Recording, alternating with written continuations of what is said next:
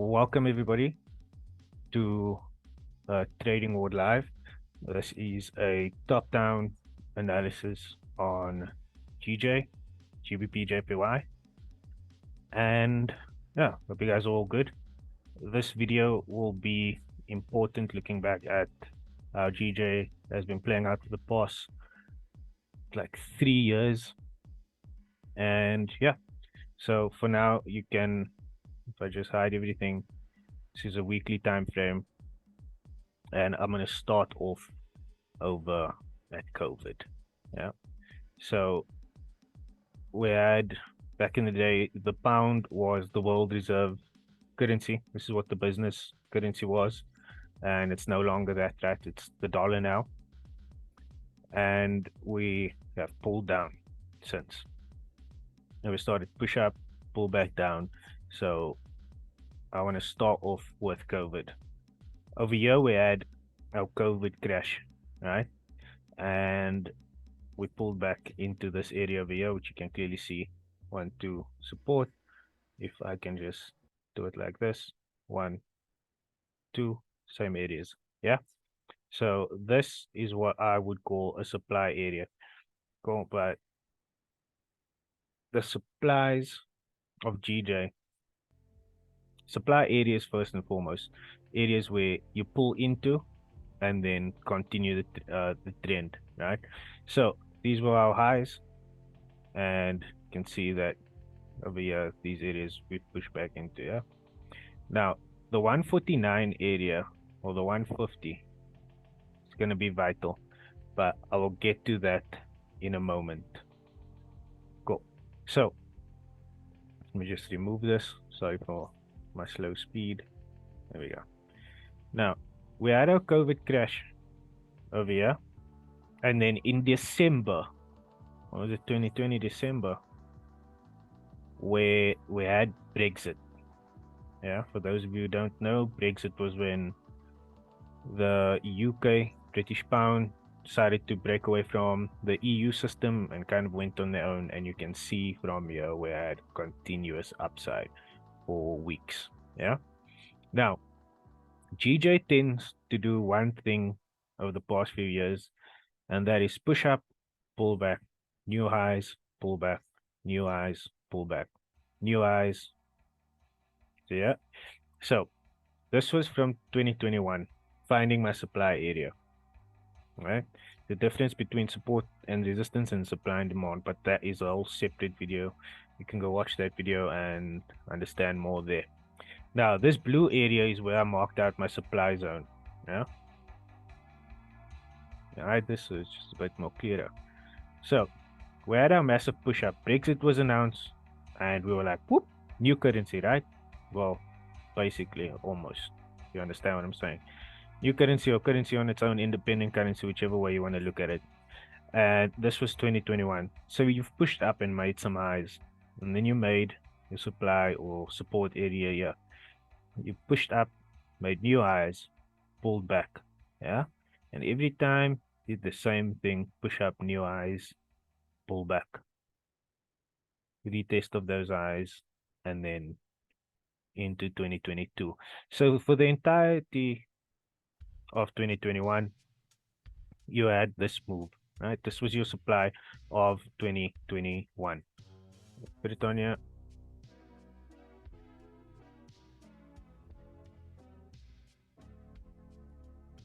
2021 supply.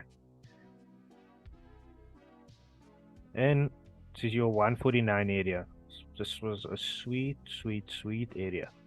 Right? From there, we open up a new year, which is January. Yeah?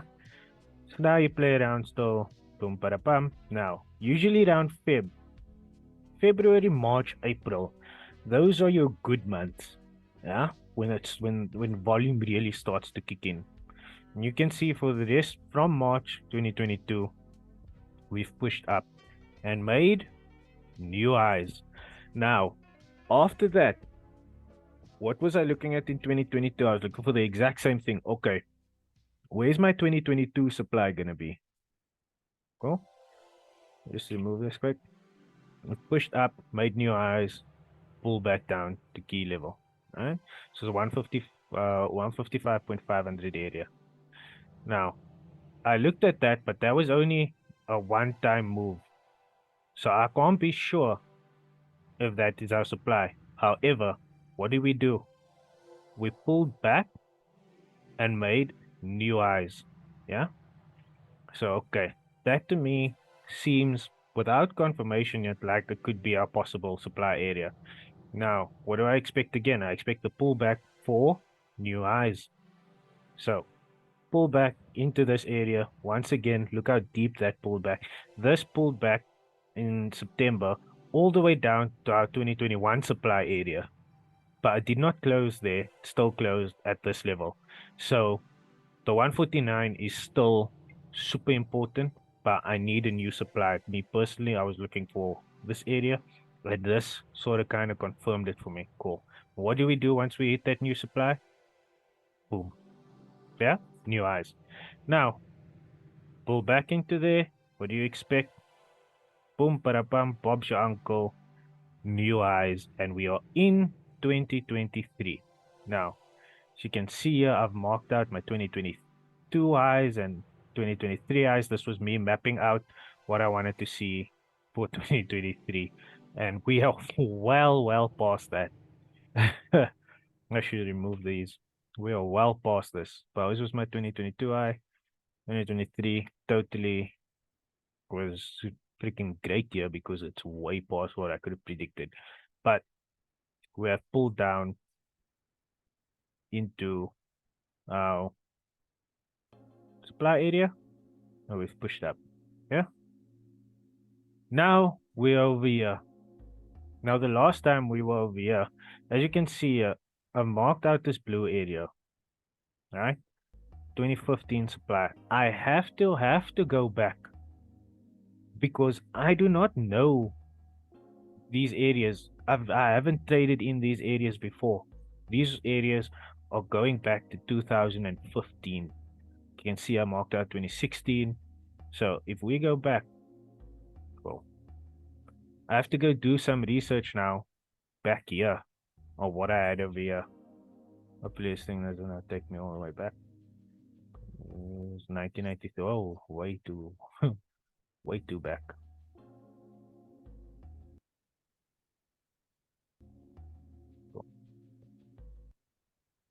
So I have to look at these.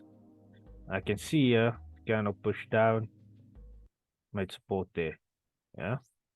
So for me, I drew this on a monthly time frame based on us pushing upwards, pulling back, and that being the support on a monthly time frame. If I go daily into these areas, you can see here that I've marked out this gray area here, right? Because this was the last information I got on this price, right? This is the last information I got.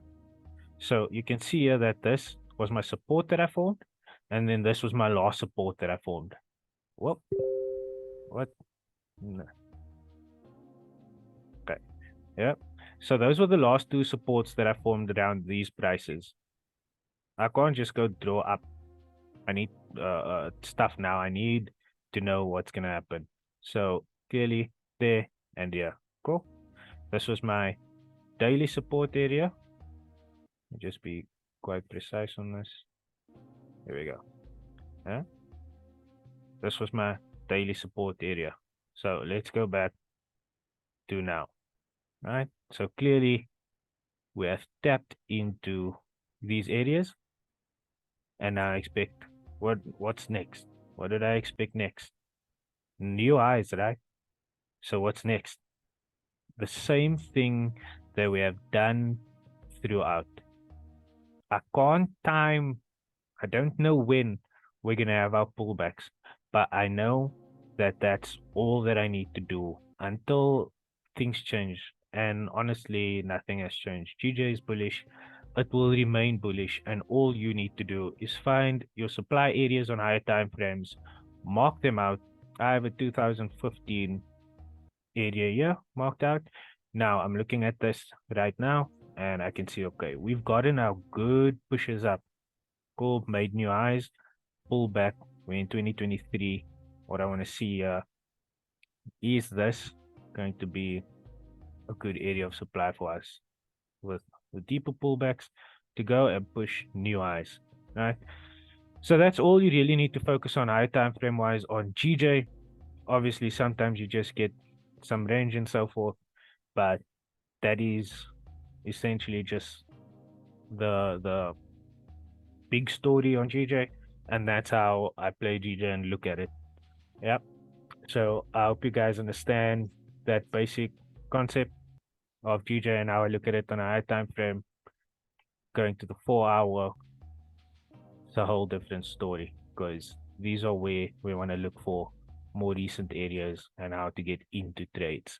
But your higher time frame, this webinar is just to understand what GJ is doing so that you never go, oh, GJ is in a downtrend. GJ hasn't been in a downtrend since years. Yeah. So keep that in mind as we go along, and I'll catch you guys in the next one. Yeah. No.